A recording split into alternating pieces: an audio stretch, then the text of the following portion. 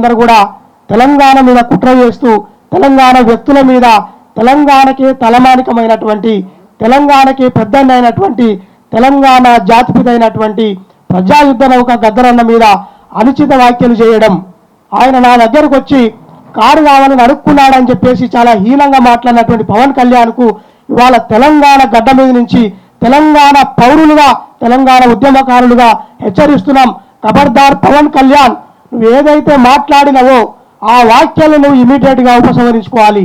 లేదంటే నువ్వు ఏ షోరూంలో కొనిచ్చినావు, ఏ కారు కొనిచ్చినావు, ఏ బ్రాండ్ కొనిచ్చినావు, ఎంత రేట్ పెట్టుకొని ఇచ్చినావు అని చెప్పేసి నువ్వు చెప్తే మేమందరం కూడా తెలంగాణ ప్రజలందరూ కూడా 4 కోట్ల మంది ఉన్నాం. 4 కోట్ల మంది ఇంటింటికి ₹1 వేసుకొని 4 కోట్లు ఇస్తాం. నువ్వు ఆ రోజు ఒకవేళ నిజంగానే కారు కొనిచ్చుంటే కనుక ఒక 4 లక్షలు 5 లక్షలు అయి ఉండొచ్చు. కానీ ఇవాళ దానికి 100 రెట్లు మేము నీకు 4 కోట్లు ఇస్తామని చెప్పేసి ఇవాళ తెలంగాణ గడ్డ మీద నుంచి గర్జిస్తున్నాం. ఇవాళ గద్దరన్నకు నువ్వు వెహికల్ కొనివ్వలేదని చెప్పేసి ప్రత్యక్ష సాక్షులు ఇక్కడ సిఎల్ యాదగిరి అని ఉన్నాడు, అదేవిధంగా పాషం యాదగిరి అని ఉన్నాడు. కానీ నువ్వు కొనిచ్చినట్టు ఒక ఆధారం చూపి నీ ఎమ్మట ఉన్నారు. గద్దరన్నకు నువ్వు కారు కొనిచ్చేటప్పుడు ఎవరన్నా ఒకరు ప్రత్యక్షంగా కళ్ళతోటి చూసిన వాళ్ళు ఉంటే వాళ్ళని తీసుకొచ్చి నువ్వు ఇదే బషీర్బాగ్ గడ్డ మీద బాబాసాహెబ్ అంబేద్కర్ స్టాచ్యూ దగ్గర చర్చకు రాను, ఆధారాలను తీసుకుంటా మేము కూడా సిఎల్ యాదగిరి అని పాషం యాదగిరి ఆధారాలు తీసుకొస్తాం. నువ్వు కొనివ్వలేదని మేము చెప్తాం, కొనిచ్చిన నువ్వు ఆధారాలు చూపి, నువ్వు ఒక్క ఆధారం చూపించినా కూడా నువ్వు 4 లక్షలు పెట్టి కొనిచ్చుంటే 4 కోట్లు ఇస్తాం, నువ్వు 10 లక్షలు పెట్టి కొనిచ్చుంటే 10 కోట్లు ఇస్తామని చెప్పేసి ఈ సభాముఖంగా పత్రికగా తెలియజేస్తున్నాం. ఇవాళ నీ కడుపులో కాషాయాన్ని దాచుకొని అదే గద్దరన్నను మోసం చేసినాను. గద్దరన్న దగ్గరకు వచ్చి నేను చెగువేర అభిమానిని, చెగువేర అనుచరుని, భగత్ సింగ్ ఫాలోవర్ని అని చెప్పేసి కమ్యూనిస్ట్ సిద్ధాంతాల్ని, విప్లవ సిద్ధాంతాల్ని, రాడికల్ సిద్ధాంతాల్ని చెప్పినాను. ఇవాళ కాషాయ జెండా మోస్తున్నాం. కాషాయ విష కౌగిలిలో నువ్వు అగ్గు చేసుకున్నావు.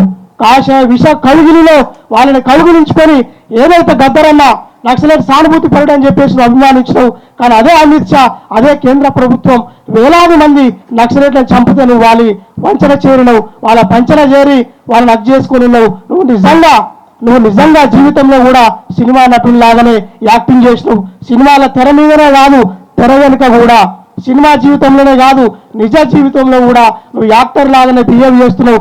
గద్దరన్న లాంటి వ్యక్తి చనిపోయిన తర్వాత నువ్వు అనడం అది నిజంగా మేము తీవ్రంగా ఖండిస్తున్నాం. నిజంగానే నీకు ఒకవేళ అభిమానం ఉండుంటే గద్దరన్న బ్రతుకున్నప్పుడు చెప్పేది ఉండే.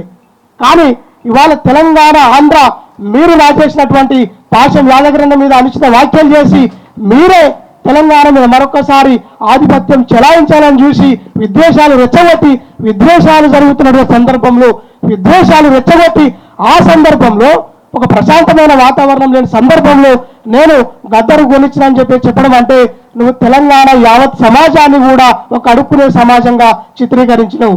తెలంగాణ యావత్ సమాజాన్ని అవమానించినట్టుగా మేము భావిస్తున్నాం.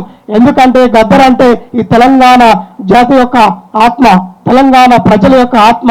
యావత్ తెలంగాణ ప్రజానికాన్ని తన పాటతోటి, మాటతోటి, ఆటతోటి కదిలించి తెలంగాణ స్వరాష్ట్ర కళని చేకూర్చినటువంటి స్వరాష్ట్ర తెలంగాణ కళని ఛేదించి దాన్ని నిజంగా మార్చినటువంటి గద్దరన్న నేను చేసిన వ్యాఖ్యల్ని తక్షణమే ఉపసంహరించుకోవాలి.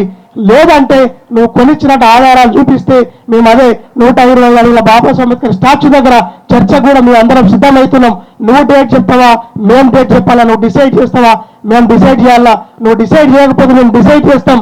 రాబోయే రోజులలో ఆంధ్ర పాలకుల యొక్క, ఆంధ్ర పెత్తందారుల యొక్క, ఆంధ్ర పెట్టుబడిదారుల యొక్క కుట్రలు ఛేదిస్తాం. మీరు మరొకసారి తెలంగాణ మీద కుట్రలు చేస్తే మీ బట్టలు తీస్తామని చెప్పేసి ఈ సభాముఖంగా తెలియజేస్తున్నాను.